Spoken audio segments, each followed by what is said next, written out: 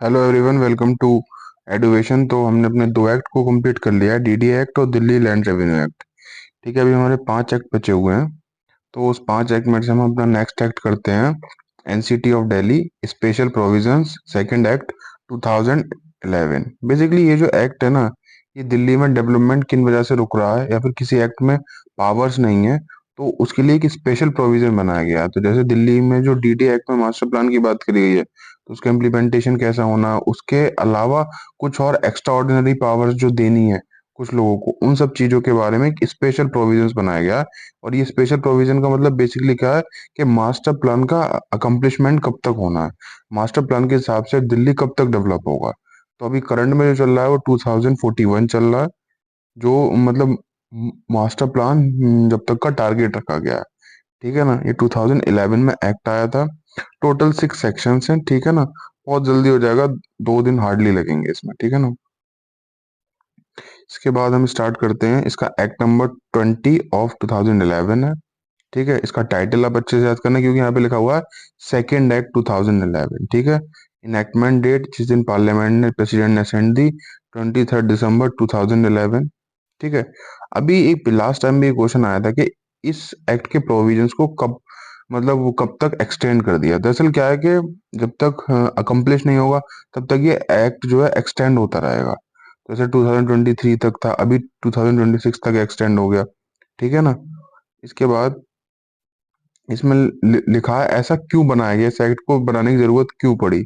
तो लिखा हुआ है phenomenal increase in the population of the NCT of Delhi. मतलब कि जो दिल्ली में है वो माइग्रेशन बहुत ज्यादा बढ़ रहा है। ठीक है, उसको कंट्रोल करने के लिए अनऑथराइज्ड डेवलपमेंट हो रहा है, झुग्गी झोपड़ी, इन चीजों को कंट्रोल करने के लिए ये जो है मतलब ये वाला जो एक्ट है NCT of Delhi special provisions, इसको बनाया गया है। ठीक है ना, जिससे कि दिल्ली का मास्टर प्लान बहुत स्मूथली हो, क्योंकि वो एक कैपिटल रीजन है। ठीक है ना, उससे बहुत ट्रमेंडस प्रेशर है on land infrastructure leading to encroachment. Encroachment का मतलब कब्जा कर लेना या फिर इलीगल डेवलपमेंट करना, which are not in consonance with the concept of plan development. ठीक है ना, अब डीडी एक्ट जो है वो एक मास्टर प्लान जो बनेगा, उसमें जोनल डेवलपमेंट प्लान जो होंगे वो सब जो होते हैं एक प्लान डेवलपमेंट होता है। वैसे ही अब एक बात सुनो, कहीं पे LIG MIG फ्लैट्स बने हुए हैं, उसके आजू बाजू में झुग्गी झोपड़ी है, तो अच्छा नहीं लगता ना, उससे बीमारी फैलती हैं। और एक planned township, planned urban township सही से डेवलप नहीं हो पाती। ठीक है ना, अब ये कब हुआ था, 2001 में जो मास्टर प्लान बनाया गया था। ठीक है ना, इसके बाद आते हैं master plan 2001 one extensively modified and notified by central government. अब उसको जो 2001 का जो मास्टर प्लान था उसको मॉडिफाई किया, मॉडिफाई करके मतलब चेंजेस करके। ठीक है ना, और मतलब उस टाइम जो सिचुएशन थी उसके बाद जो सिचुएशन आई फेस करनी पड़ी, तो उसमें मॉडिफिकेशन किया, नोटिफाई कब किया, 7 फरवरी 2007 में। ठीक है ना, with the perspective for the year 2021। अब 2007 में जो नोटिफाई किया, इसमें चेंजेस की गए, तो उसमें मास्टर प्लान का टारगेट रखा था 2021 तक। ठीक है ना, keeping in view the emerging dimensions in urban development. ठीक है ना, और उसमें क्या चीज ध्यान रखी गई कि 2021 तक हमें क्या कंप्लीट करना है, तो अर्बन डेवलपमेंट को किस तरीके से सोशली, फाइनेंशियली और सारी रियलिटीज, मतलब सारी चीजों को कंसीडर करते हुए हमें उसको डेवलपमेंट करना है। ठीक है ना, अब 2021 का जो मेन क्राइटेरिया था, किन किन चीजों को ध्यान रखा गया था, किन किन चीजों के लिए स्ट्रेटजीज बनाई गई थी, तो लिखा है इसमें 2021 specifically provide for strategies of housing for urban poor. ठीक है ना, जो शहर में थोड़े गरीब तबके के लोग रह रहे हैं, as well as to deal with the informal sector. ठीक है ना, जो मतलब कि जो एक फॉर्मल सेक्टर से नहीं आते हैं, मतलब कि एक जिनके ऑर्गेनाइज जॉब्स नहीं है, झुग्गी झोपड़ीज हैं या फिर फुटपाथ पे जो लोग रहते हैं, उन सब चीजों को देखते हुए। And whereas the exercise to formulate the master plan for Delhi with the perspective for the year 2041 is under progress. तो अभी जो चल रहा है वो चल रहा है 2041 के अकॉर्डिंगली। ठीक है, क्योंकि 2021 तक भी कंप्लीट नहीं कर पाए, 2025 चल रही है हमारी। इसके बाद 2019 में एक एक्ट बनाया गया, recognition of property rights of residents in authorised colonies. ठीक है, मतलब अनऑथराइज्ड कॉलोनीज, जो अनऑथराइज्ड कॉलोनीज थी, उनमें जो लोग पहले से रहते हुए आ रहे थे, उनको रिकॉग्नाइज करने के लिए किसको राइट्स देने हैं किसको नहीं देने, एक एक्ट पास किया 2029 में। ठीक है, इसको नोटिफाई किया 2000। And whereas in supersession of the regulations of regulation of unauthorised colonies in Delhi. और ये जो अनऑथराइज्ड कॉलोनीज थी इनका रेगुलराइजेशन मतलब इनको आइडेंटिफाई रिकॉग्नाइज कब किया गया था, तो वो किया गया था 24 मार्च 2008 में। एनसीटी इसके लिए एक्ट था, एनसीटी यही 2019 वाला एक्ट। इसको कब नोटिफाई किया, तो 29 अक्टूबर 2019। ठीक है। फिर कुछ डेवलपमेंट कंट्रोल नॉर्म्स आए for unauthorised colonies as provided in the NCT of Delhi. ठीक है ना, उनको कब नोटिफाई किया गया, 8 मार्च 2022। ठीक है ना, ये आपको डेट्स बहुत अच्छे तरीके से याद करनी है। इसके बाद आया and whereas the process of confirming the own. अब डेवलपमेंट कंट्रोल नॉर्म्स कर दिया, एक्ट पास कर दिया, रेगुलराइजेशन कर दिया। अब कुछ ओनरशिप राइट्स दिए गए। ठीक है ना, ठीक है ना। फिर इसका आता है and whereas based on the policy finalised by the central government. और फिर लास्ट में आके जब सेंट्रल गवर्नमेंट ने पॉलिसी फाइनलाइज करी तो उसमें विलेज आबादी एरिया को इंक्लूड किया गया। ठीक है ना, building regulations for special area. अगर आप किसी स्पेशल एरिया में बिल्डिंग से इकोनॉमिक जोन्स होते हैं, वहाँ पे आपको वर्क करना है, या unauthorised regularised colonies and village abadis have been made by the development Delhi development authority under subsection 1 of 57। ठीक है ना। अब इन चीजों से रिलेटेड पॉलिसीज कब फाइनलाइज की गई, कब नोटिफाई किया गया, तो 17 जनवरी 2011 को। ठीक है ना। And whereas more time is required for the completion of exercises envisaged for unauthorised colonies village abadi area and their extension and special area. तो बेसिकली ये किन किन चीजों के लिए रूल्स बनाने की बात करता है, unauthorised colonies village abadi area, और वो कैसे कैसे बढ़ रहे हैं आबादी एरिया, और special economic zone special area मतलब। और दूसरी किस चीज के बारे में बात करता है, फिर इसने रिवाइज करी अपनी पॉलिसीज कि हमें रीलोकेट मतलब एक जगह से रीलोकेट और रिहैब करना है किनको, स्लम एरियाज को और झुग्गी झोपड़ीज को, जो कि एनसीटी ऑफ दिल्ली में बनने हुआ है। ठीक है ना। तो इसके लिए कौन सा बोर्ड बनाया गया, एक एक्ट पास किया गया, Delhi urban shelter improvement board act 2010। ये एनसीटी की लेजिस्लेशन ने बनाया और कब नोटिफाई किया, 1 जुलाई 2010 को। उसमें क्या क्या मतलब क्या क्या ऑब्जेक्ट्स क्लॉज थे उनके, for the implementation of schemes for the improvement of slum and झुग्गी झोपड़ी cluster with view to bring improvement in environment and living condition and to prepare housing scheme. मतलब उनको हाउस प्रोवाइड करवाना, घर provide करवाना, झुग्गी जो झोपड़ी और स्लम एरिया वाले लोगों को। ठीक है ना। अब कितनी आइडेंटिफाई करी गई, 685 झुग्गी झोपड़ी क्लस्टर्स हैं दिल्ली में। ठीक है ना, एज पर दी एक्ट। इसके बाद रिवाइज्ड पॉलिसी आई, जिस रिवाइज पॉलिसी में क्या हुआ, फार्म हाउसेस को कंसिडर किया गया और उनको फाइनलाइज किया गया। And whereas pursuant to the master plan the zonal development plan in respect of various zone have been notified which provides for the regularisation of schools. अब जो master development plan आया उसमें zonal development plan जो बने गए, तो उसमें schools dispensaries religious institutions जो थे नॉन कंफर्मिंग एरियाज में। ठीक है ना, उसमें कट ऑफ डेट दी गई 1 जनवरी 2006। उनको आइडेंटिफाई किया गया, रेगुलराइज किया गया मतलब रिकॉग्नाइज किया गया। इसके बाद आते हैं and whereas the policy with respect to. अब ये वेयर हाउस स्टोरेजेस गोडाउन जो एग्रीकल्चर पर्पज के लिए यूज होते हैं, नॉन कंफर्मिंग एरियाज। ठीक है ना, नॉन कंफर्मिंग एरिया जो कि डेवलपमेंट के लिए कंफर्म नहीं है।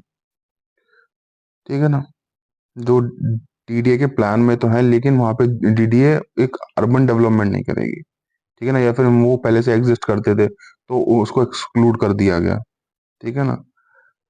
इसके बाद आते हैं whereas the policy with respect to the norms for godown clusters existing in non conforming areas notified by. अब गोडाउन क्लस्टर से रिलेटेड अगर पॉलिसी से क्वेश्चन आता है तो आप ये डेट याद करना, 21 जून 2018।